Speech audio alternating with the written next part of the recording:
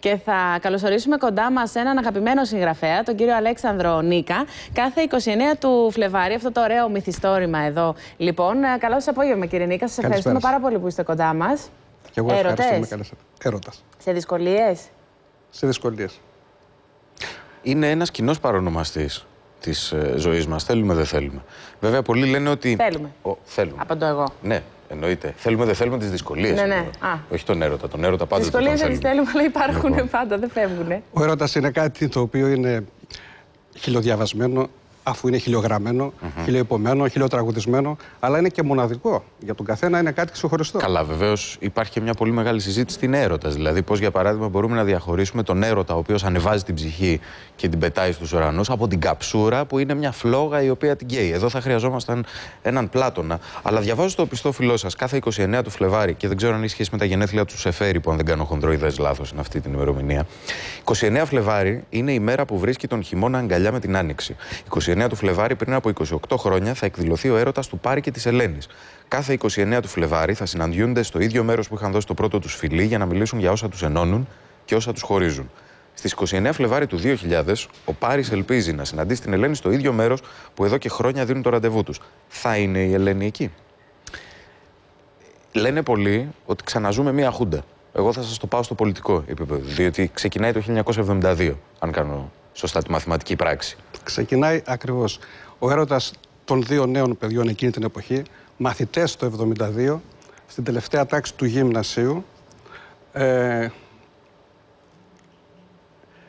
φοιτητές το 1976, ασφαλώς το 1972 είχαμε χούντα και όλοι το θυμάστε, μέσα από τους αγώνες τους για τον... Τότε ξεκίνησε και ο δικτατορικός αγώνας των φοιτητών. Παλέψανε μαζί. Αυτή η πάλι δυνάμωσε τον έρωτά τους. Ο έρωτας δυναμώνει σε οποιασδήποτε συνθήκες. Απλώς όταν είναι δύσκολες οι συνθήκες, γίνεται πιο δυνατός ο έρωτας. Η ερωτική σχέση κινείται μέσα σε πραγματικά γεγονότα. Όλα τα γεγονότα τα οποία περιγράφονται, γιατί η ιστορία ξεκινάει 29 Φλεβάρι του 1972 και τελειώνει το 29 Φλεβάρι του 2000. Ο έρωτας είναι δυνατός, είναι μοναδικός, είναι από τους μεγάλους έρωτες της εποχής. Οι δύο νέοι μαθητές, όπως είπαμε, το 1972, φοιτητές το 1976, στο ξεκίνημα της επαγγελματικής τους καριέρας το 1980, συναντιούνται, όπως διαβάσατε, κάθε 29 του Φλεβάρι, σε ένα σημείο στο οποίο πρωτοφιληθήκανε. Στο ξεκίνημα της οικογενειακής τους κατάστασης το 1984 και το 1988, να προσπαθούν να δυναμώσουν και επαγγελματικά με τις αλλαγές που όλοι γνωρίσαμε. Μάλιστα. Το 1992. Να πω κάτι, να μην την πούμε όλη την ιστορία του βιβλίου, έτσι. Όχι, δεν θα την πούμε. Γιατί είναι από τις εκδόσεις Μίνωας. Το εξώφυλλο είναι Ελλάδα ή έχουν πάει κάπου Ιταλία, Βενετία, τι... Ναι, το εξώφυλλο θυμίζει και Ελλάδα, θυμίζει και εξωτερικό, και Ιταλία. Και μια μεγάλη ερώτηση, βέβαια, την οποία κανείς μπορεί να την απαντήσει διαβάζοντας, είναι πώς και έγινε αυτός ο έρωτας της γενιάς που περιγράφεται με την Ελλάδα να καταλήξει τόσο καταστροφικός. Όταν λέτε καταστροφικός, τι εννοείτε? Εννοώ ναι, αλλά ο έρωτας... στις συνθήκες που ζούμε σήμερα. Ναι, στις συνθήκες που ζούμε αλλά σήμερα. Δεν θέλω να το ανοίξω τώρα το θέμα. Το έργο σταματάει στο 2000. Το 2000 ήταν άλλες οι συνθήκες. Αλλά Μάλιστα. Πραγματικά από ό,τι είναι σήμερα. Πραγματικά όμως ο έρωτας έχει περάσει από τις συμπληγάδες της μεταπολίτευσης, των μεγάλων κοινωνικών αλλαγών που γίνανε το 89 από πολιτικής απόψεως.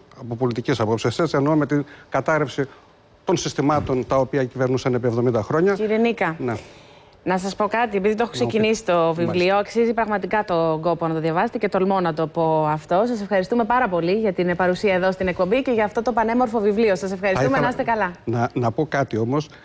Ευχαριστώ τις εκδόσεις Μίνωας που το κάνανε το μυθιστόρημα μου βιβλίο και ότι υπάρχει και σε e-book στο site του Μίνωα. Είστε και technology oriented. Αυτό το κανάλι το βλέπουν σε όλο τον κόσμο. Σας ευχαριστούμε. Να είστε καλά. Ευχαριστούμε πολύ. Λοιπόν, ένα πάρα πολύ ωραίο και ενδιαφέρον βιβλίο και το βιβλίο χρειάζεται πραγματικά στη ζωή μας. Στη ζωή μας όμως